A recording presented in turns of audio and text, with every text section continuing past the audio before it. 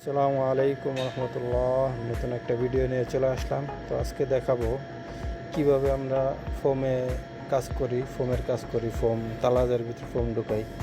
তো প্রথমে দেখাইতেছি, এটা হচ্ছে মিসিং। এটা স্টার্ট দেওয়ার পরে এটা সেটিং করি, তারপর এটা রিসাইকেল দিতে হয়। এই যে ফোমের মিশিং, এটা দেখেন।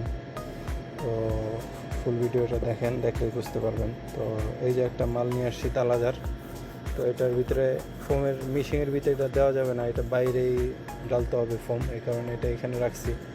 এটার উপরে একটা কাঠ দিতে হবে, ঢাকনা হিসাবে ব্যবহার করতে হবে। তো এটা কাঠটা আমরা সেটিং করতেছি। দেখেন, প্রথমে এই কাঠটাকে আমরা সুন্দরভাবে এটার সাথে কাঠটা, তারপরে এই যে ফোম ডাললাম।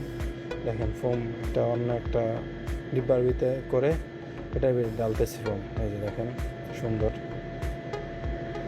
2-3 বার করে এটা ডালতে হবে, তাড়াতাড়ি ডালতে হবে না, তা না হলে এটা আপনার ফুলে যাবে, ফোম বের হয়ে যাবে।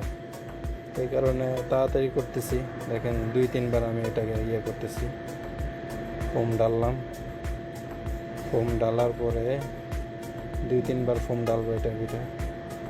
ফোম ডালার পরে এটার উপরে যে কাঠটা কাটটা রাখছিলাম আগে, ওই কাঠটা রাখবো। এই দেখেন, কাঠটা রাখার পরে ও ফোম উপর থেকে উঠে আসছে। দেখেন, অনেক হালকা বেশি হয়ে যায় অনেক সময়।